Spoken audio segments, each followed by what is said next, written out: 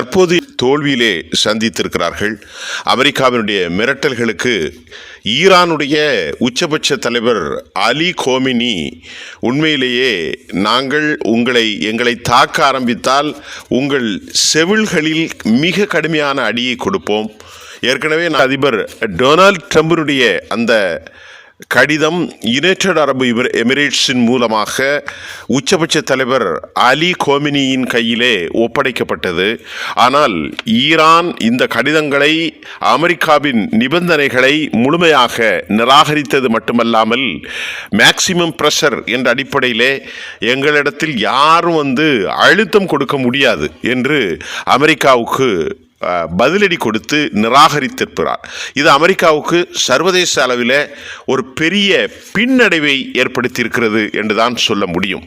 ஏனென்றால் மிசைல் ட்ரோன்களை சர்வதேச அளவில் மிகப்பெரிய அளவில் உற்பத்தி செய்யக்கூடிய கூடமாக, அதாவது ஹப்பாக ஈரான் மாறி வருவது அமெரிக்காவுக்கு பெரும் அச்சத்தை ஏற்படுத்தியிருக்கிறது. குறிப்பாக ஈரானுடைய வளர்ச்சி அந்த பிராந்தியத்தில் இஸ்ரேலுக்கு பெரும் துவம்ச நிலை ஏற்படுத்திவிடும் என்றும் அமெரிக்கா அஞ்சுகிறது. இதன் காரணமாக பல மிரட்டல்களை விடுவித்து, அதாவது அமெரிக்காவினுடைய இந்த மிரட்டலுக்கு பயந்து அவர்கள் பேச்சுவார்த்தைக்கு வந்து விடுவார்கள்.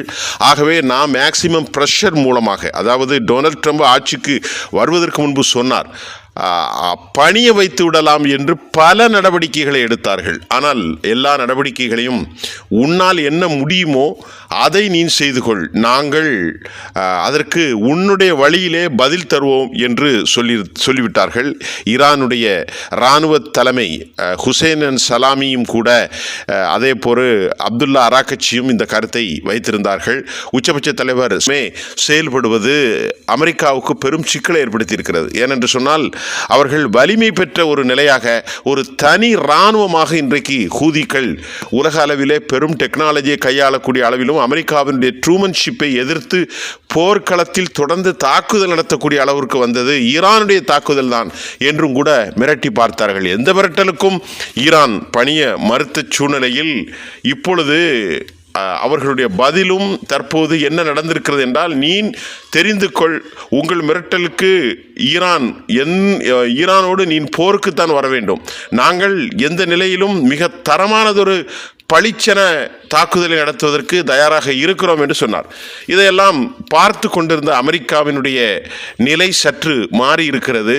அமெரிக்காவினுடைய மத்திய கிழக்கினுடைய என்வே தூதர் திரு ஸ்டீவ் விட்காஃப் என்ன சொல்லி தடுக்கலாம் என அமெரிக்கா விரும்புகிறது. ஏனென்றால் அமெரிக்க ஜனாதிபதி Donald Trump he is president of peace என்றும், பீஸ் அதாவது சமாதானம் மட்டுமே அவருக்கு தேவை என்றும் சொல்லியிருக்கிறார்கள். இந்த நிகழ்ச்சி சர்வதேசத்தில் பெரும் பேச்சு பொருளாக மாறியிருக்கிறது. போர் செய்வேன், உன்னை ஒன்றுமில்லாமல் ஆக்குவேன் என்றும் நாம் ஏற்கனவே அமெரிக்காவினுடைய வாஷிங்டன் போஸ்டுடைய கருத்தை கூட வரக்கூடிய மே மாதம் மத்தியிலே தாக்குதல் இருக்கும் என்றும் செய்தியை வெளியிட்டிருந்தோம். இந்த நிலையில் அமெரிக்காவினுடைய ஸ்பெஷல் என்வே அல்லது ஈரானில் ஏதாவது ஒரு மாபெரும் சக்தியை கண்டு அமெரிக்கா அஞ்சுகிறதோ, அல்லது ஈரானுடைய இந்த அவர்களுடைய பிராக்சியினுடைய நடவடிக்கையின் மூலம் மத்திய கிழக்கில் தங்களுக்கு நிலையற்ற நிலையை உருவாக்கி அது யூதராஜ்யத்திற்கு இஸ்ரேலுக்கு பெரும் பின்னடைவை ஏற்படுத்திவிடும் என்பதற்காகத்தான் இப்படி ஒரு அவசர முடிவை எடுத்து அமெரிக்காவினுடைய விசேட தூதுவர் மத்திய கிழக்கிற்கான ஸ்டீவ் விட்காஃபினுடைய பேச்சு அமைந்திருக்கிறது என்று சர்வதேச போரியல் நிபுணர்கள், அரசியல் நிபுணர்கள், உலகத்தில் ரிட்டையர்டு ஆர்மிகளால் பார்க்கப்படுகிறது என்பதே இன்றைக்குரிய செய்தியாக இருக்கிறது. நன்றி.